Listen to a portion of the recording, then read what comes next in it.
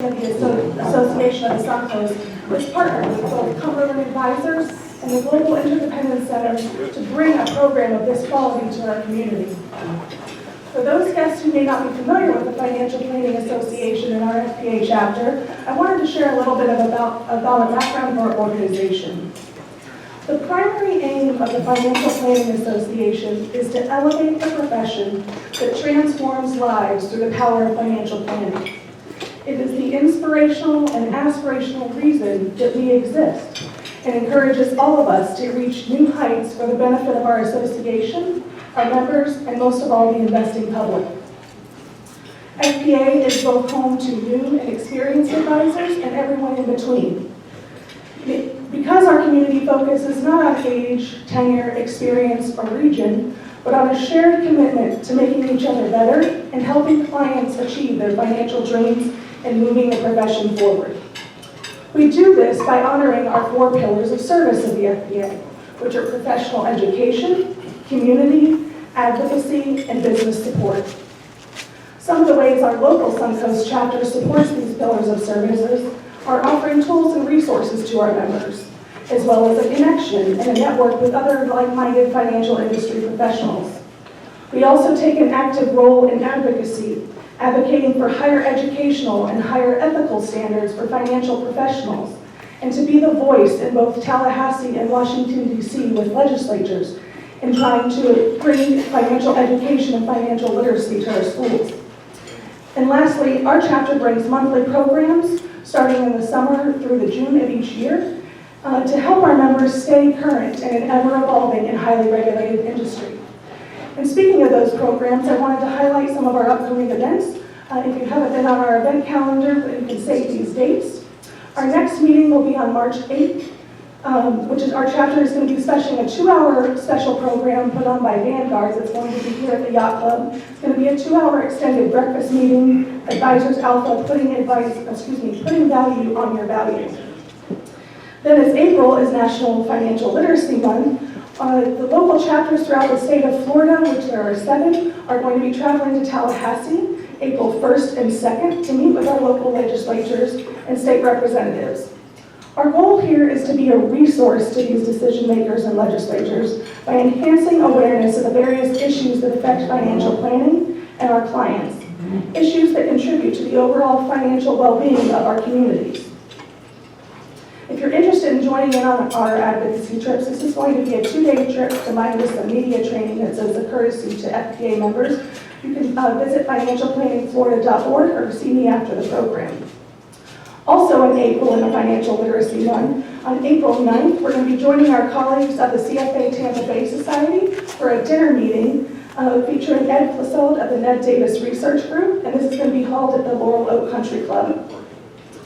Then on May 10th, we've arranged to have Chubb come to speak at our chapter, where we're going to be taking a look at high net worth exposures in insurance and how important it is for a financial advisor to be aware of all the risk factors a client has for a potential hit to their finances.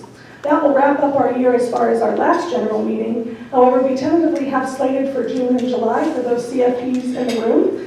You might know that we usually hold our annual ethics program for the 2-hour CE in December. But as you know, the CFP board has rolled out their revised code of standards, which goes into effect in October 2019 this year. So we're going to be holding our 2-hour ethics program in June or July. So definitely visit financialsuncoastplanning.org, and our events calendar is there.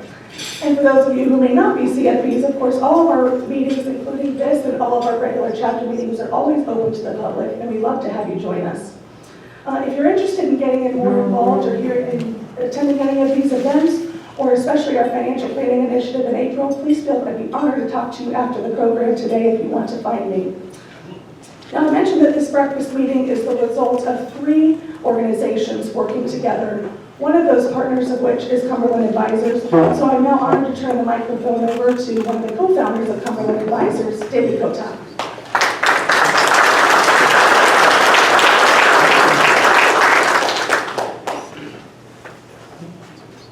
Thank you, Kim. Good morning, everyone.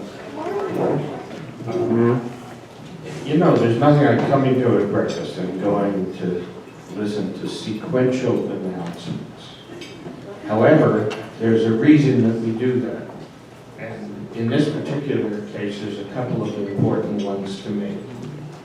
So please bear with me, and then we'll get to Bill Strauss, which is the reason everybody is here. I need to acknowledge two people, because in the times we're in, someone who runs for political office and then wins, and you feel sorry for them, needs to be respected at a time when so many of us look at governance and think about the importance of good governance. So we have the mayor of Sarasota, Liz Albert.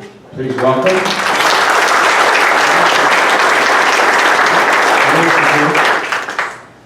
We have a former mayor, Shannon Snyder. Please welcome.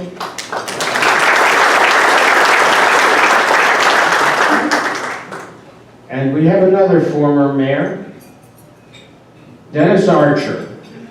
Dennis Archer, for those who don't know him, occasionally escapes the cold and comes to Sarasota and is a friend and neighbor. And you may remember he was the mayor of Detroit for 2 terms when the city had an investment grade rating and balanced its budget each and every of 8 years under his supervision. So please welcome Dennis. You made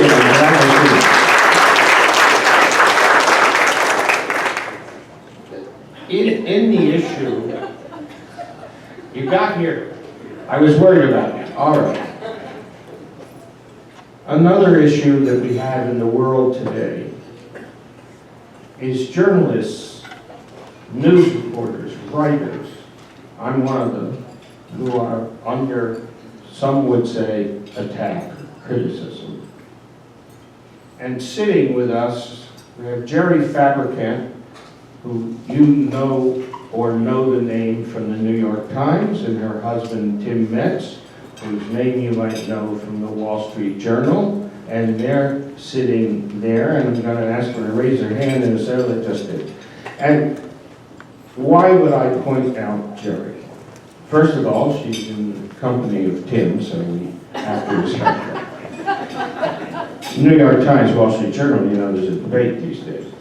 But more importantly is there's a charitable organization called the Committee to Protect Journalists.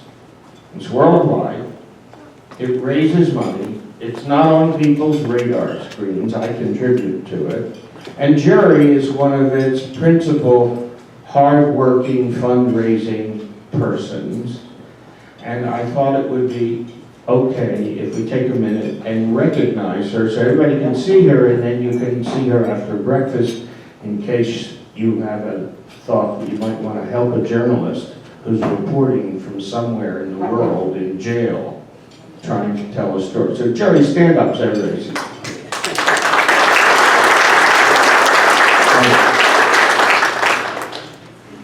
Last, before we get to the program, as some know, this is the 3rd year on April 11th that we will have a Financial Literacy Day at the university. And we launched it after my colleagues at Cumberland and I contributed a 12-terminal Bloomberg laboratory to the business school at USF. That lab has been underway and been working for the benefit of 5 schools, New College, Ringling, whoever else in the consortium, and now has over 200 students who have completed their certifications in the lab.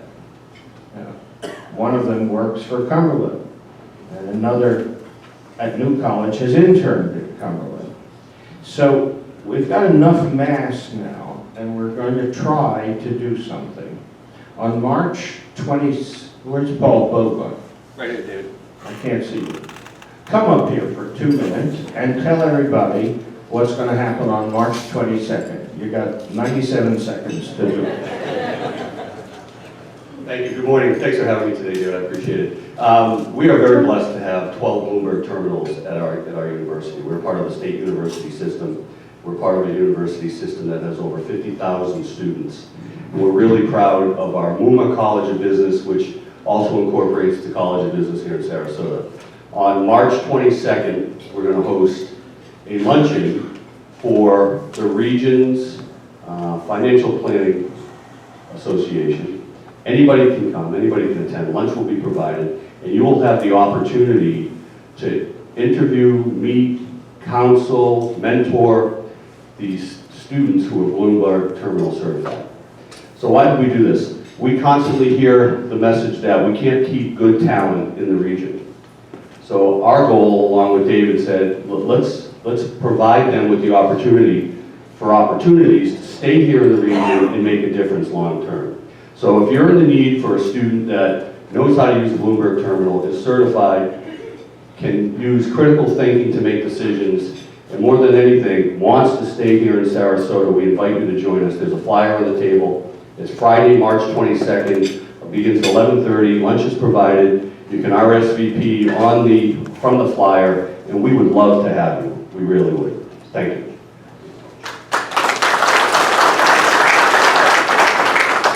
What we're finding with the students, so far, this is informal data, is that a student who is certified in Bloomberg has taken the integrated courses using the terminal data on initial hire starts 5,000 to 10,000 a year higher than their peers who are not certified. So if we ever had a multiplier out of philanthropy to reach hundreds of young people, it's in play here in Sarasota University. So any financial firm that might be interested in interviewing, this is the first jobs fair, and we will be inviting, if we can, every institution from Tampa to Naples, and say these kids and our kids are available, come here. So that's what that's about. Last week, on April 11th, we have a very special panel. So we're going to talk about the stock market, we're going to talk about the bond market. Gretchen Morganson is going to keynote. I'm going to interview the Consul General of Canada. We have a great program. We've got another piece of the program we've never done before. We have a session entitled Health, Hunger, and Philanthropy. Judy Monroe, the CEO of the Center for Disease Control Foundation, will be on that panel. I know Judy, she's got a message, it's global. And Lisa Ryerson, the CEO of the AARP Foundation, will be on that panel. They have a whole operation focused nationwide on hunger and seniors. And for the local case study, we'll have Erin McLeod from the Friendship Center. Health, hunger, and philanthropy. That is a financial question. So it's now integrated on April 11th. We expect the auditorium to be filled. So there are flyers and information and all the rest about the Global Interdependence Center. It's all on the table. We just had a program on climate change. I don't know how many here were there or knew about it. The house was packed. I asked in that program, how many in this room suffered some respiratory distress from red tide, and 150 hands went up. There's a whole subsequent program now planning to focus on health. So one of the things that you can have for free, which means the value is in the price, is a pamphlet that we've written on Zika, climate change, mosquito-borne disease, and there's a copy to take home with you if you wish. Now let me get to Bill Strauss. His bio is here. Bill is an accomplished economist, an advisor in the Federal Reserve Bank of Chicago, and in the Federal Reserve, one of the most knowledgeable, experienced people in the manufacturing sector. You will see that message yourself in a minute or two. And he also is moving to Sarasota and has a house under construction. Please welcome Bill Strauss.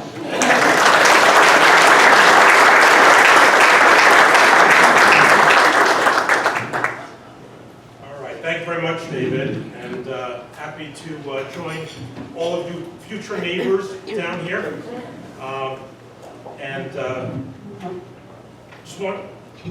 Got a lot of slides to go through. One thing I want to make sure about is that all the slides will be made available to you. They're welcome to post it on their FPA website, and thank you for the invitation to come down here. My friends at Economist and Advisers, and the Global Independence Center. But finally, I just also want to recognize, since we're recognizing people, two of my beige book contacts, who are some of the brightest people I know, Harry Mosier and Bernie Bowersock. To show you how bright they are, they wintered down here as well. So I'm very happy to see them down here. I've got three topics I'm going to try to cover as quickly as I can. Some of the slides I might be kind of moving through quickly, but again, you'll get access to them, and all of them have headlines on there, so you can kind of follow through my points, hopefully later on if I'm moving too quickly. One of the points I want to get through is kind of what are the long-term prospects for U.S. manufacturing? Because there is a general perception out there that we no longer make anything anymore, and everything is made in China and so forth. So I want to address that issue, which is basically the story is U.S. manufacturing is doing well and will continue to do well, and I'll talk about why. I'll talk about then about how we're doing at this stage of our business cycle, given that we are now 9.5+ years into the expansion.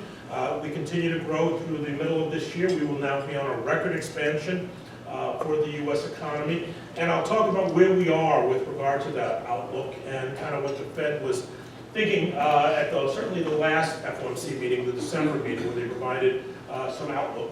And finally, I'll talk briefly about the trade story. In particular, where we are at this point in the tariff story that we've gone through. Really won't be addressing much about the prospects of a March 1st acceleration of that to a 25%. It hasn't happened yet, and the Fed doesn't make comments about future proposed type of activities. Certainly, all I can say is it won't be helpful to the U.S. economy. It won't be helpful to the Chinese economy. I think there's where agreement could be made. So, first question comes up again is the U.S. losing its manufacturing base? And so kind of the setup of this is when you look at what transpired during the Great Recession, we saw the fact that no sector outside of the housing, which of course was the lead culprit for undermining the U.S. economy's activity, and that linked up with the mortgage market, no other sector outside of the housing market really suffered as greatly as the manufacturing sector. It's a cyclical sector. This is not unusual, although the depth of it was significantly deeper than what we would typically expect. Where literally 1/5 of all manufacturing output just fell in very, very short order. Followed with that was an amazing collapse of the employment in capacity utilization. Capacity utilization fell to a level that we had not seen since the 1930s. We saw auto production, for example, where sales fell to levels of the 1960s, and capacity utilization fell to a level of 30%. Basically, 7 out of 10 factories didn't need to exist at that point in time. With regard to employment, massive losses of 2.3 million workers. Keep in mind, the U.S. economy lost 8.7 million workers.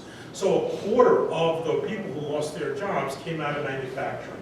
Now we find if manufacturing represented a quarter of the workforce, as we all know, it is not even close to that. It's well less than 10%. So it had a very outsized effect on the manufacturing sector. So that kind of led to some things about, is our manufacturing going away? So I think it's useful to look at how has manufacturing performed over the past 70 years. So we're talking about working in manufacturing and how it's less than 10% today, as you can see at the end of that chart there. But if we went back to 1950s, right after World War II, what we would see is that 1 out of every 3 workers in the United States was in manufacturing. So at this meeting here, if it was a general populace, look to your left, look to your right, one of you worked in manufacturing. Today, again, it's basically 1 out of every 11 workers work in manufacturing. So that leads people to not touch manufacturing or people in manufacturing very often. So that doesn't help the perception when you actually don't. Does anybody here know somebody that actually works in manufacturing? I mean, there are hands that are going up, but not many. So when you look at what happened with regard to the manufacturing employment, if we kind of look at just the level, you can see that it's been relatively flat. It's not been this growing sector of employment for a long time. And to make a kind of mountain out of a molehill here, it was because it's been kind of edging down 0.3% each year. So here, if we kind of rescale it, this is one of those ways you can lie with statistics to really exaggerate something. But you can see that it was on an upward trajectory, not great growth, 0.8%, when the rest of the labor force was growing closer to 2%. And more recently has been experiencing about a 1% decline. So, so I think we'll be focusing on this kind of time period, because you can see that took place towards the late 1970s, mid-1970s. So when you look at the service sector, for example, there you can see the fact that its growth rate has been averaging over 2%. So, you know, that is where the jobs are being created, is in this non-manufacturing sector. So, so in terms of output, though, so it's not a great story if you look at employment, and you could be led to believe that things are not going well. But when you look at output since World War II has been averaging 3.2% growth each and every year on average. Pretty impressive growth. You know, especially when you compare that against what's going on with employment, which is in red, and the output is in blue. So the question is, how is it possible that you're getting such large gains in output without having more workers doing the work? Of course, the answer to that is just doing things smarter, more efficiently, more effectively, what we call in economics productivity. And that comes about through having machines that do the work for individuals rather than having workers do it, having better machines, higher quality machines, training your workers to be effective, more effective at what they do. So we heard a lot about education, both on the financial side and elsewhere, very critical. In fact, it's probably my #1 concern for the U.S. economy going forward, but that's a whole other topic to talk about. Just to give you an illustration, if we did not have the productivity improvement, what took 1,000 workers to do in 1950, in 2017, we don't have the 2018 data yet, it's well less than 200 workers. So in other words, if we hadn't had this productivity pushing the output up, we would have seen a collapse of output by over 80% if it matched what was happening with the manufacturing workers. And that certainly did not happen.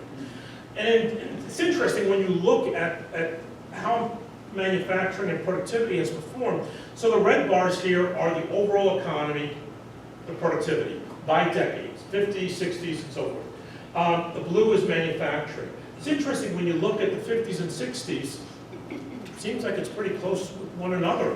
In fact, overall overall productivity exceeded that in manufacturing.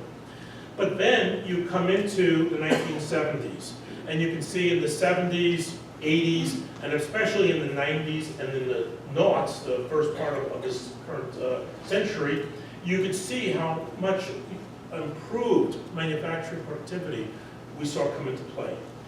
And that is really, as we'll see, largely due to the introduction of computers into the manufacturing process, the CNC manufacturing, which began in the mid-1970s with all the digital controls that started to be integrated into the machinery. But look at that last decade, the current decade we're in right now. Terrible. Absolutely terrible. So one could ask, what's going on here? Is this a new norm? even though it has been a terrible decade so far, I'm still optimistic going forward, and I'll explain why, and I'll try to answer why that productivity has suffered in manufacturing. So we can see the divergence that has happened in manufacturing compared to non-farm business and manufacturing. It just accelerated in that period of the mid-1970s. So something happened, and again, I'm saying it was the technology and capital goods that came in. You can see quite a distinction between non-manufacturing, which tends to be somewhat less labor-intensive than durable goods manufacturing. So non-durable versus durable, and you can see the durable goods, automobiles, heavy equipment, and so on, those really skyrocketed higher. So this story, though, technology is not just in the United States, right? We get technology from all around the world. In fact, Harry worked for a Swiss company, and so we were bringing in some of this Swiss technology to help us grow our economy better. And so when you look around the world, you can see that this is challenge data in part because China doesn't share their employment by industry. So the Bureau of Labor Statistics did this study back in about 15 years ago or so, where they looked at the changes taking place around the world, and they were able to get data from China between that period, 1995 and 2003 or 2. And what you can see here is that while the U.S. certainly suffered a loss of employment, there were a lot of other countries that also lost employment. In fact, as a share, even bigger losses. Glasses on here so I can see the thing, just to make sure I get the right names. We got, of course, South Korea, Russia, United Kingdom, China lost even more workers. And why? Well, in particular, they improved their quality of work. I mean, some of you might remember the fact that we used to have the tagline, made in China. That was like kind of like what made in Japan was back in the 60s. It was viewed as kind of junk, not very good, not very high quality. We know that their quality has improved greatly. And that improved not by having more people in the process, but by, in fact, stripping out as much as you can and putting more technology, more machinery into that process.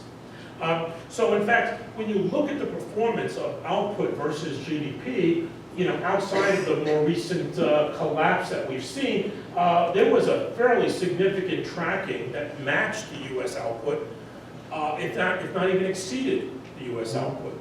And again, so that certainly does not say that we are losing our manufacturing base. Manufacturing in general has done as well as the rest of the economy. But another thing we can look at is, and this gives another reason why some people think manufacturing is not doing well, is that when you look at the manufacturing share that it represents in our GDP has continued to move down. It's basically been cut in half over the last 50, 60 years. So that's interesting. How is it that an industry that is growing at least as fast, if not faster than the U.S. economy, is becoming a smaller share of the U.S. economy? And here we come right back to our good friend productivity. Because of strong productivity growth, what does that do to the cost of making goods? It drives them lower, makes them more effective, more efficient. So when you're valuing things in the sense of the dollars being produced, just look at TV sets. What does a 50-inch TV cost today, to give you one consumer example of how costs get driven down, right? You can pick up one for, what, $300, $400. You go back 10, 15 years ago, that same television set was at $15,000. So even if your factory produces 10 times the number, you're only going to bring in $3,000 for all 10 of those, compared to one, you got $15,000. So even though your activity went up by tenfold, the revenue you're bringing in actually gets cut by a third, a fifth. Get the math right.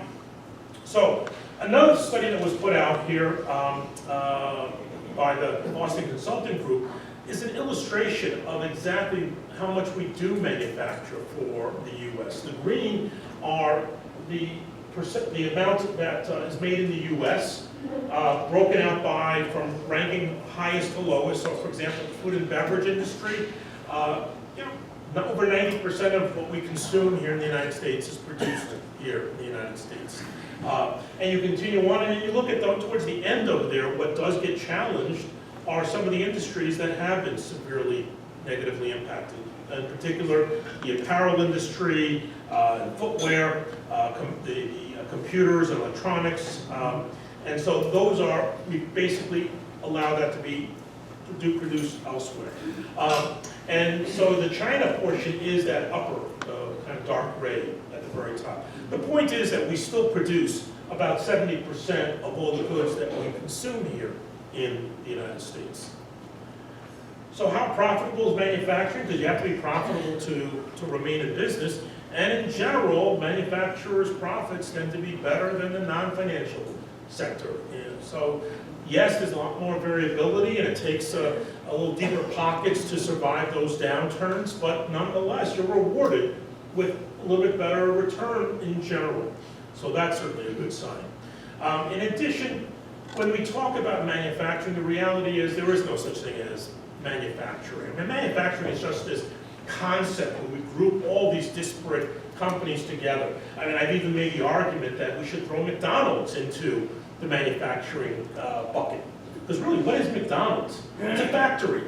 You go up to the counter, and they produce very quickly a meal for you. But you go look behind the counter, and they've got all the capital equipment, the assembly workers. How is that different from another process? So, but we don't. That's considered service work. So the point is that when we look at all the different types of manufacturers, some are gaining, some are losing. Some of the big losers here you can see are paper, printing, and support, apparel. But of course, some of that is due to competition, the foreign competition, as mentioned from some of these low-cost, low-wage, low-skilled economies. So India, China, and so forth, and Vietnam increasingly now. But some of it is just technology, paper industry, printing industry. Right? It used to be that when I'm on a 12-day road trip. I just came from a heavy-duty conference on truck side from Las Vegas. I'll be heading off to another conference in Key West to meet with my fellow economists. When I get back, in the past, I would have had 2 weeks worth of Wall Street journals sitting on my desk.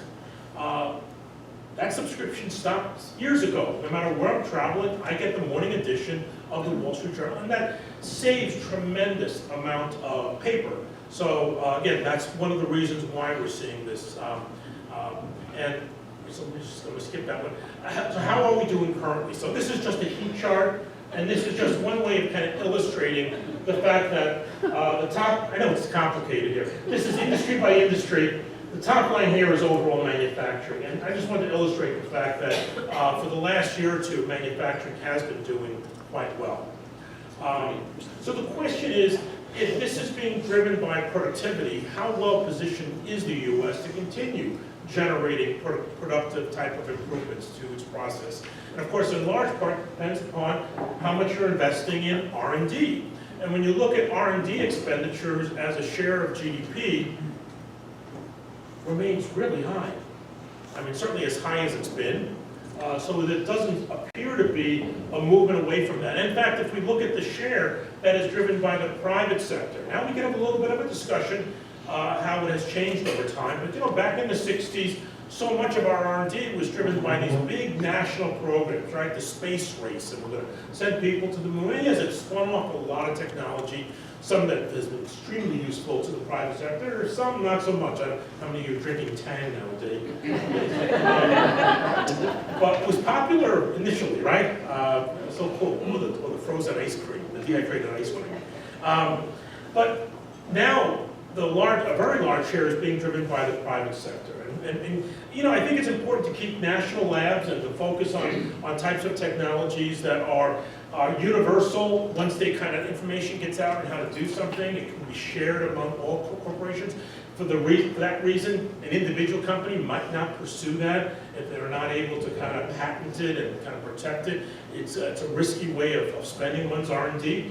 But that being said, when you have a lot more being done by the private sector with the profit motive out there, it's more likely to have it have an effect that remains in and gets produced in an economy.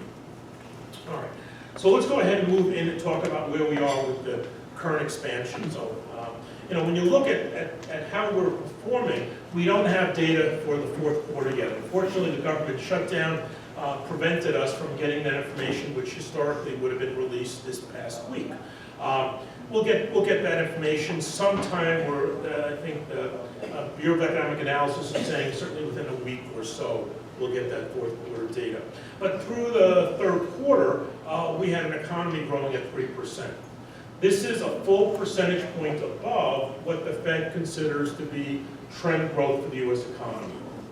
So it appears that 2018 has come in as an exceptional year, truly a very, very strong year for GDP. Of course, it was assisted by the tax reform that took place in December of 2017, but it's a bit of a short high, as we will see. So, because in order to, because administration has promised that they would like a 3% or 4% economy. I certainly believe that was possible.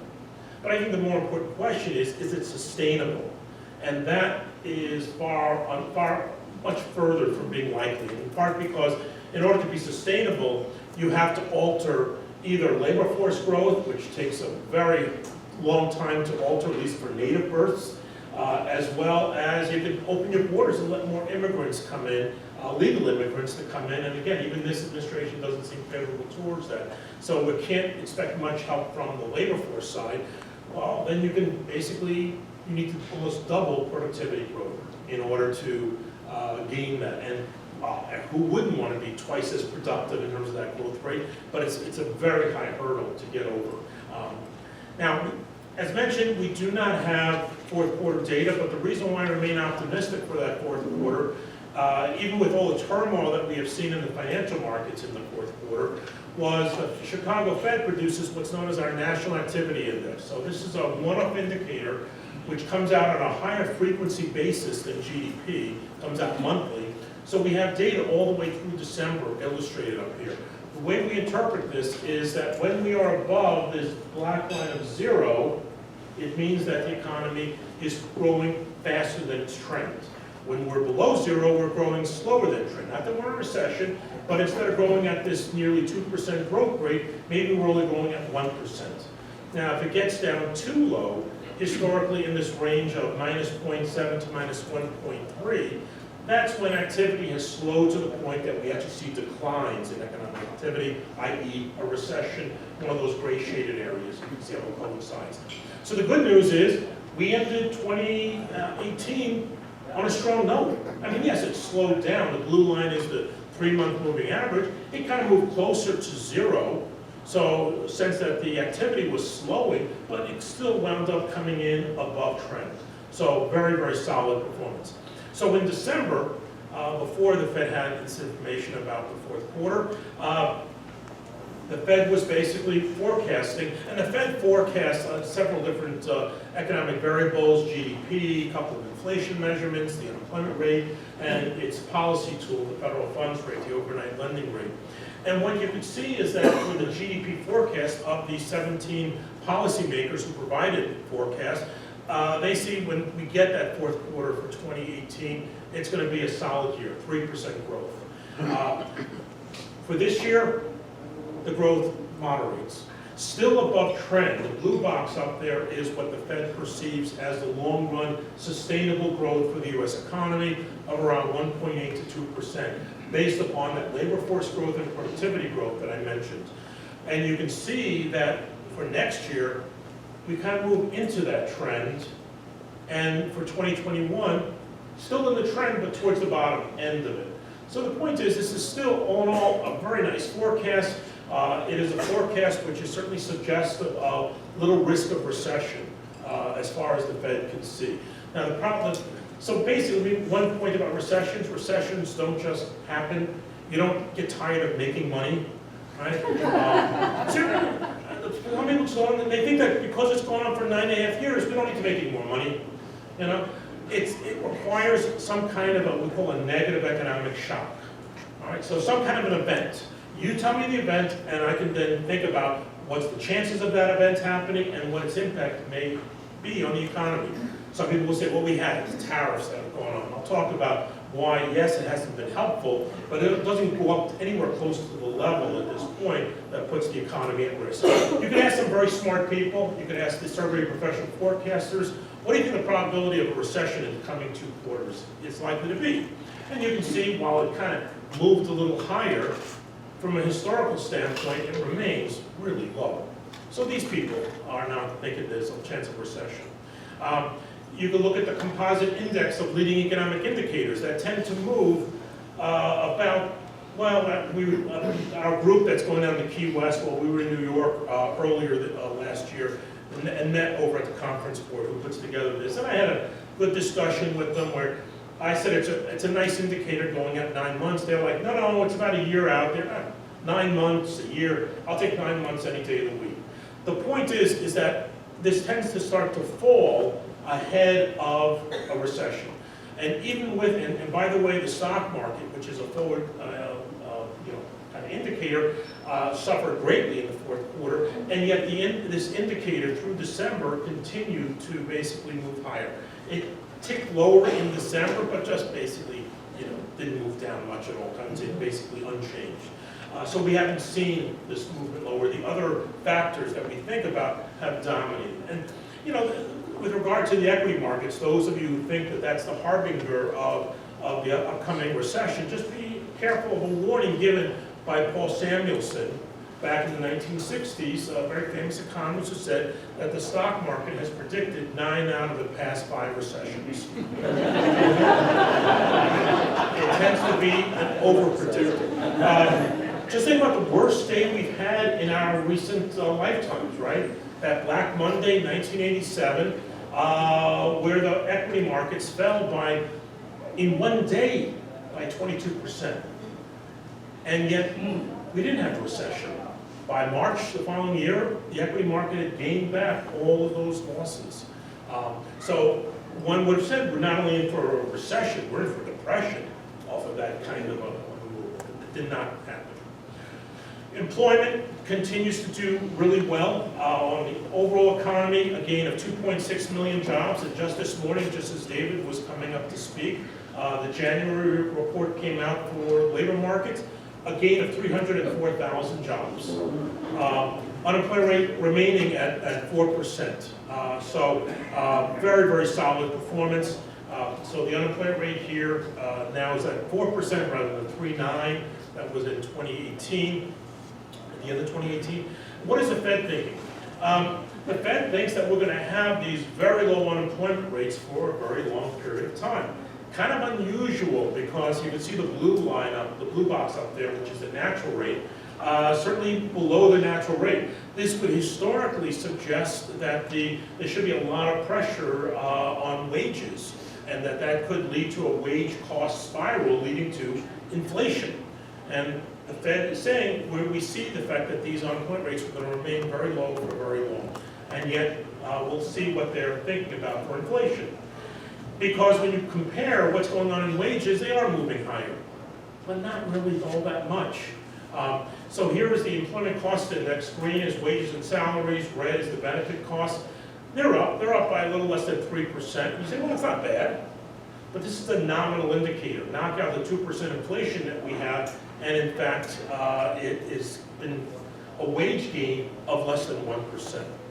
And that has been the story now for 10 years or more. You want to talk about the frustration of the typical American worker who has not benefited from having great increases in their equity position because they don't have a lot of investments in the stock market. They rely primarily, if not exclusively, on their wages for their income. And you can understand why they haven't been very happy for the last 10 years.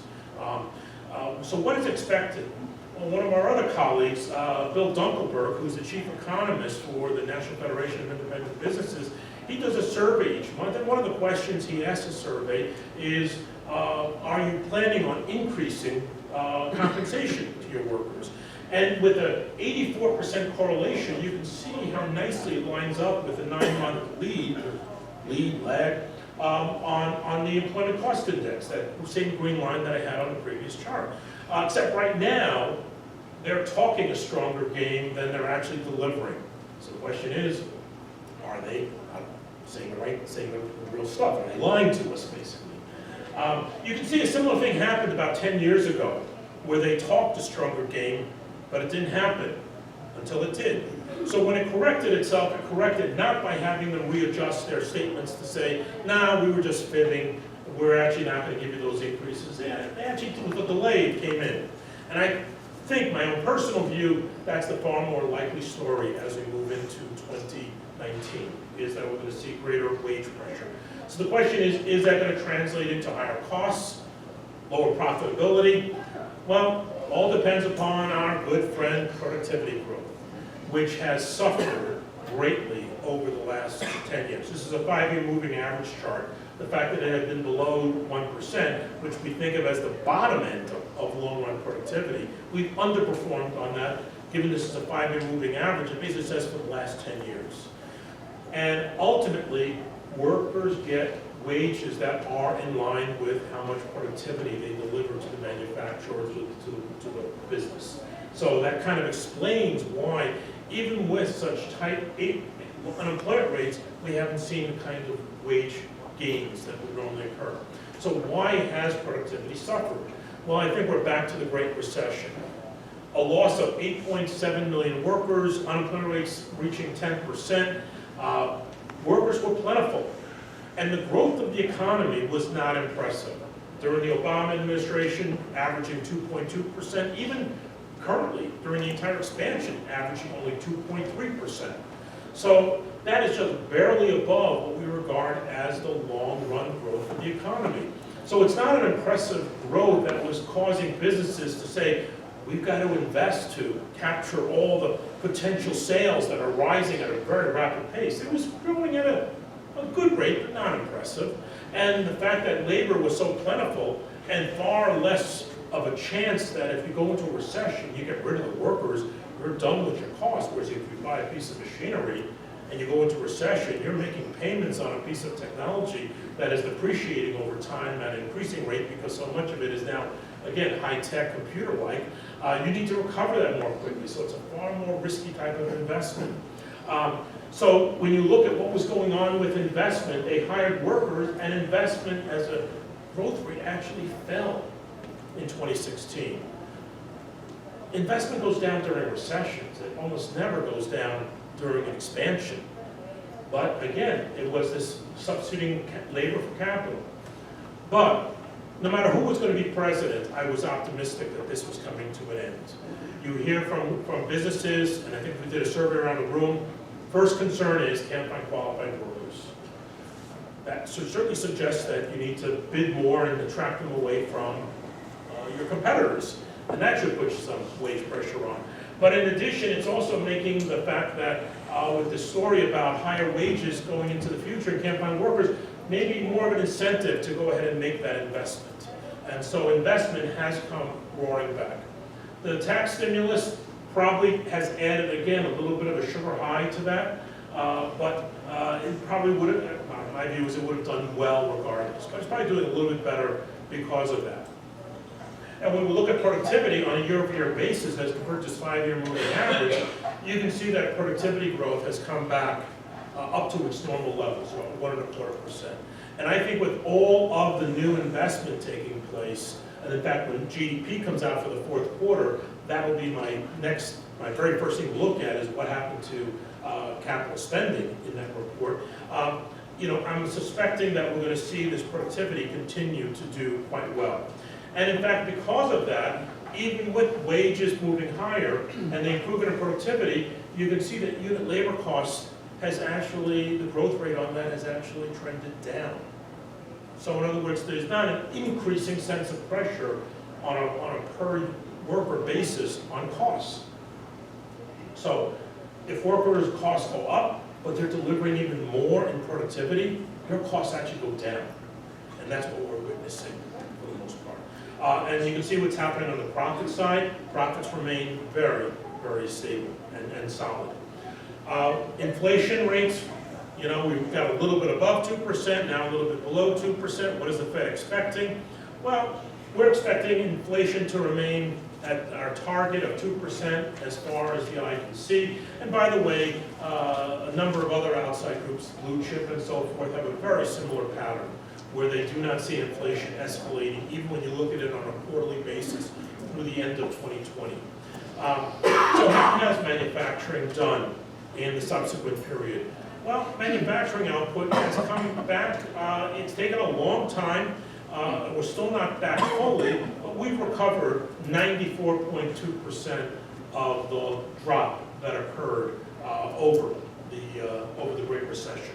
So it's finally, again, coming back, and I think with all of the investment in technology and capital, that growth rate has a chance of doing even better. You can see the fact that capacity utilization, how effectively we're using our available facilities, continues to move higher. Again, if you're worried about a recession, this is the type of indicator that would tend to weaken ahead of that recession. And through December, capacity utilization, in fact, continues to tick higher. And we're adding workers. And in fact, we're adding workers at a pretty decent rate, but we've only brought back 60% of the lost workers. So we've gotten over 90% of the output back, but only 60% of the workers. Productivity again. You don't need as many workers to continue that production. In terms of workers that are available, they're in desperate shape. I tell you again, manufacturers are desperate to find good workers. So what they're doing is they're working their existing workforce to a very high degree, say to death. But the workers that I've spoken with, they'd like to get some time off. As you can see, the hours worked, this is as high as it's been since World War II. So this is a very, very high level of hours worked in general. And then the wages, you know, as much as they talk about the fact that they want these workers and so forth, they're still not willing to pay much more. And I think this has to break at some point. If you really need those workers, you're going to have to pay them to attract them into the field. But 3%, as you can see, even in this sector, is not much of a gain. And you know, what's happening in terms of manufacturing, inflation, you know, again, productivity is keeping a lid, even with the fact that we're seeing some of these costs moving higher. Purchasing Managers Index, yes, it took a big tumble in December from the incredibly high levels it was earlier in the year. But I'll still say that, you know, a reading of 54, still really very solid number. And look forward to seeing that. It's probably already come, let's see, no, we've got another half an hour before it comes out to see what the Purchasing Managers Report said for January. What is expected? Blue Chip expects pretty good growth for the year as a whole in manufacturing. A bit slower in 2020, but still decent growth. So let me just put the tariffs into perspective, because again, there's a lot of talk about it. Well, one thing you have to understand is from where were we before the tariffs? And this is a map from the Pew Center.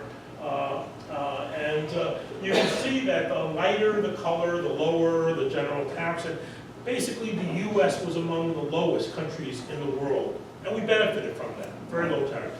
The one problem we didn't accomplish was convincing the rest of the world that they could benefit by having lower tariffs. So, you know, compared to China, their tariff rate was twice that of the United States, but certainly that's even low compared to parts of South America and so forth.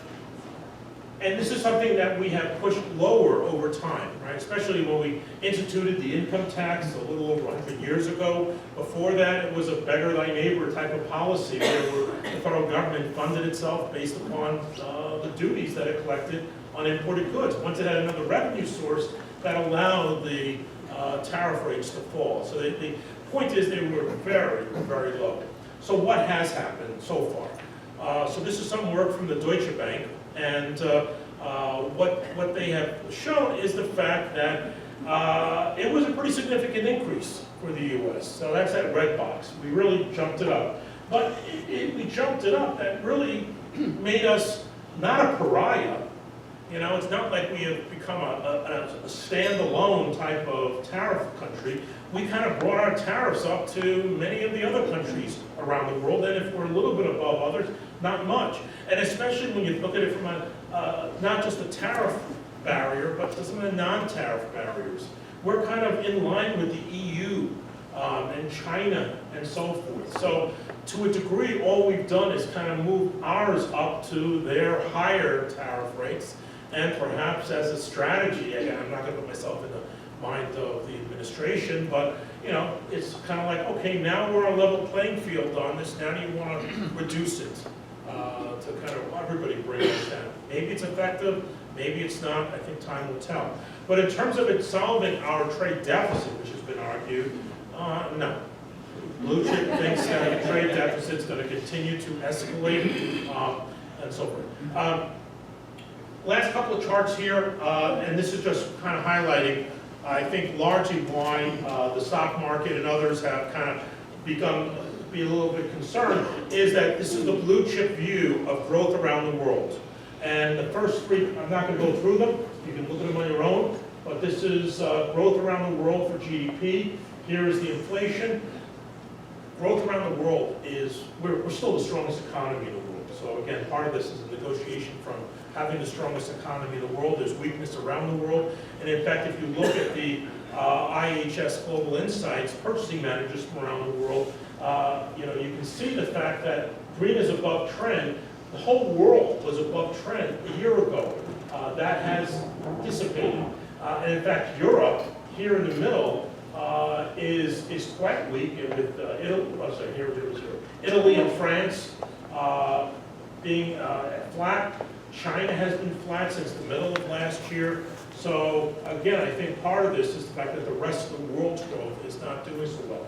The second line here is the U.S. We were solidly above trend up to December. Then we just kind of skirted a bit below trend. So I would still say, in all, very, very strong and among the strongest readings in the world. The trade with China, you could read that on your own. And basically the point is that we export a lot to China outside of Canada and Mexico. It's the third largest destination for U.S. goods. But the one point I wanted to make here is that China's ascendancy of our share of imports coming in, which has risen up to over 20%. When you look at Asia as a whole, it's been relatively flat.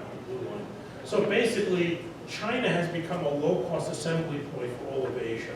So goods that were previously coming in, say from Sony, directly from Japan, now come in with their Sony's high value-added componentry being shipped to China, assembled in China, and then when it comes to the shores of the U.S., our customs people do not break it down by country of, which components. So it's just, okay, that product is from China, all its value gets associated with China.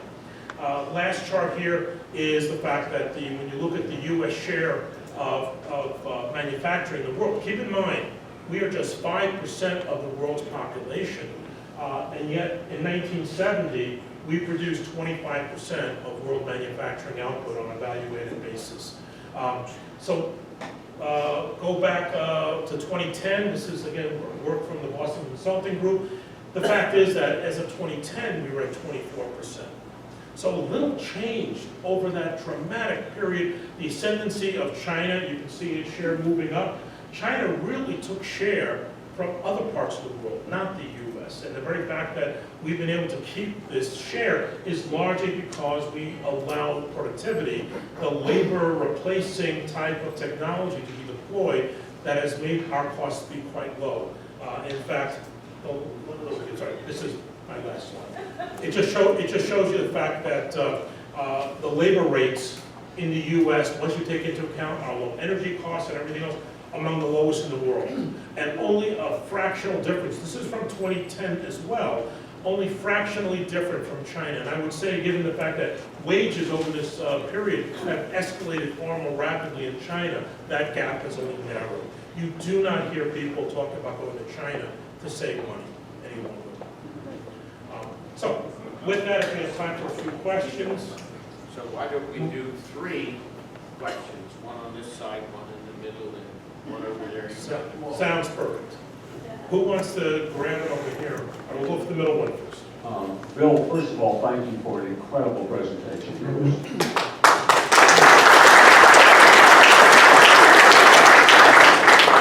Secondly, how can one get a hold of these wonderful PowerPoints? I've learned so much today. I'd love to. There. GIC, FPA, all those websites have access to the slides, and they're welcome to share and distribute them, mail them out. They're totally public information. Thank you again. Thank you. That was an easy one. Thank you for the easy start You question. mentioned the trade deficit rise, and we deal with that. What would the impact of the debt rising, and everybody's saying it's at unsustainable levels? How is that going to impact the economy generally, So you're talking about manufacturing in particular? you're talking about the federal debt. Yes. Okay, so the question is, I showed the trade deficit that we're running, but I didn't discuss anything about the federal debt and the fact that the tax stimulus, while it gave us the sugar high of growth for the economy, came at a price, which is the deficits have soared, the share of the federal debt has increased. All good concerns, but I would say at this point, not concerns of the forecast horizon that I'm talking about. These are, because anytime you run a deficit or debt, you're basically saying, I'm going to use the credit card and I'm going to go out and have a good time and I'm going to live my life well now. But eventually you have to make payments on that. So when the federal government does that, what you're basically saying is, I'll spend now, but I'm going to pay for it later, i.e. it's a generational pass to future generations. So your kids should be very concerned about this. I'm sincere about that. The question is, when does it become a problem?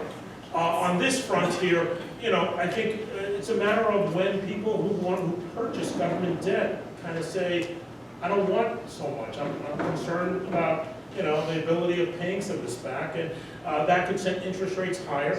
The other factor is, the share of interest that the government pays on that debt, as it rises, becomes, both in terms of the size as well as the interest rate, becomes a larger share of the budget. And so that could put some pressure on Congress, which will then be forced to either,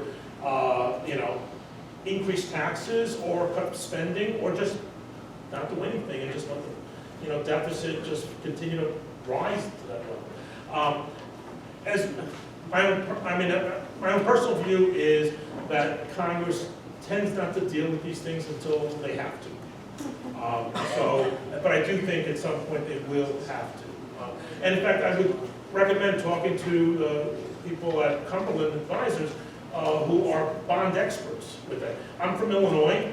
And we see a very similar kind of actually more of a crisis happening with the state financing there. And I hate to say the fact that, short of the fact that my wife is trying to keep our pipes from freezing, and it's making the case for her to come down here easier. The other reason we're leaving because it's a financial disaster. One other resource I would point out to is the Mercator Center, which is from George Mason University. They do an annual analysis of the fiscal health of the states. In 2017, Florida was ranked #1 fiscal health. Illinois was 49th. We were not to be outdone, though. New Jersey beat us. 2018, Illinois is now 15th. So it's in very, very bad shape. Question on this side of the room? All right, one more question from anyone in the room? I got a question. 5 years from today, do you think tariffs will be higher or lower than they are now? 5 years from now, tariffs higher or lower? I'm not going to comment on fiscal policy. Sorry. That's fine. Outside. So, thank you very much. Please thank you. Before we run, we're going to do a hard stop, as we promised. April 11th, I was asked. It's open to the public. It's fully sponsored. Our company sponsors it. The cost is $50 to help pay the university costs. And March 22nd, if You want to talk about how productivity gains are translated, come meet a USF graduate who's looking for a job in financial services and has Bloomberg skills and data, and maybe you'll hire them. We have 5 USF graduates working in Cumberland, every one of them fully utilizing Bloomberg terminals in our office. So there's opportunity for every financial firm. Thanks for coming. I hope you enjoyed the morning.